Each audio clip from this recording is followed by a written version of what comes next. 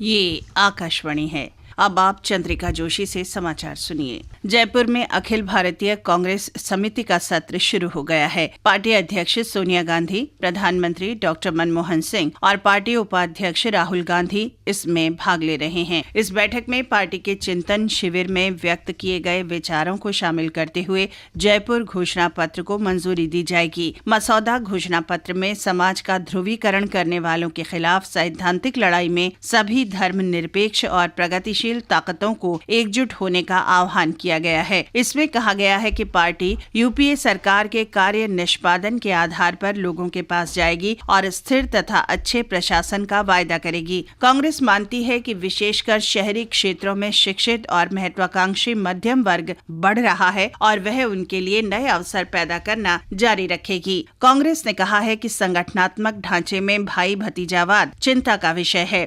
उसने कहा है कि जब नेता किसी उम्मीदवार के नाम की सिफारिश करते हैं तो उन्हें उसकी असफलता की जिम्मेदारी लेने के लिए तैयार रहना चाहिए। पार्टी ने कहा है कि पाकिस्तान के साथ बातचीत सभ्य आचरण के स्वीकृत सिद्धांतों पर आधारित होनी चाहिए। जब कभी इन सिद्धांतों का उल्लंघन किया जाए तो भारत को कार्रवाई करने में झिझकना नहीं चाहिए। जयपुर में कल कार्य समिति की बैठक में राहुल गांधी को कांग्रेस पार्टी का उपाध्यक्ष नियुक्त किया गया। पार्टी महासचिव जनार्दन द्विवेदी ने संवाददाताओं को बताया कि राहुल गांधी को पार्टी में दूसरा स्थान दिया गया है। श्री द्विवेदी ने कहा कि ये निर्णय बाद में लिया जाएगा कि राहुल गांधी अगले आम चुनाव में पार्टी के प्रचार की कमान संभालेंगे या नहीं। महाराष्ट्र में आज तड़के गढ़चिरौली जिले में जिम्मालगट्टा जंगल के पास पुलिस और नक्सलियों के बीच मुठभेड़ में 2 महिला नक्सली मारी गई। पुलिस के अनुसार ये मुठभेड़ विदर्भ के दक्षिण पूर्व इलाके में नागपुर से लगभग 200 किलोमीटर दूर गोविंद गांव में हुई। शवों को जिले के अहेरी पुलिस मुख्यालय में रखा गया है।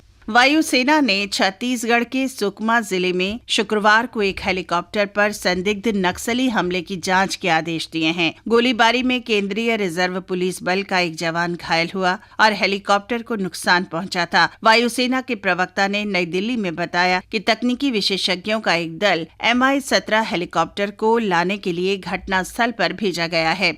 घटना में घायल हेलीकॉप्टर के रेडियो ऑपरेटर और छत्तीसगढ़ सशस्त्र बल के सहायक प्लाटून कमांडर को विमान से रायपुर के अस्पताल लाया गया है। पश्चिम बंगाल में दार्जिलिंग जिले के कालिम्पोंग उपमंडल में तीस्ता नदी में एक वाहन के गिरने से 18 लोगों के मरने की आशंका है। 6 लोग घटनास्थल पर ही मारे गए जबकि 6 घायल हुए हैं। 12 लोग लापता हैं। वाहन में सवार लोग त्रिवेणी में माघ मेले से वापस लौट रहे थे।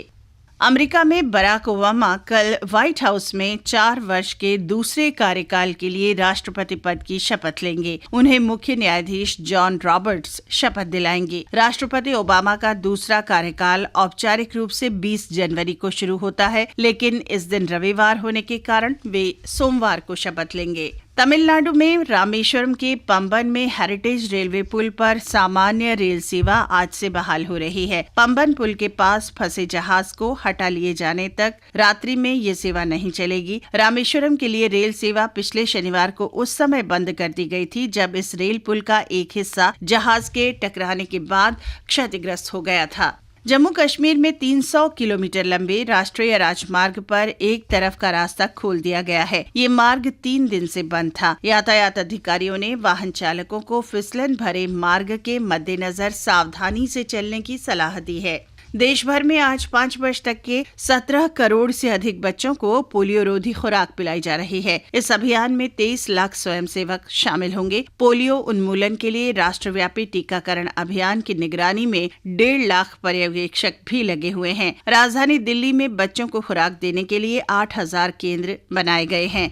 रेलवे स्टेशनों, बस अड्डों, तीर्थ स्थानों और अन्य सार्वजनिक स्थानों पर वे विशेष व्यवस्थाएं की गई हैं। इसके साथ ही ये समाचार बुलेटिन समाप्त हुआ।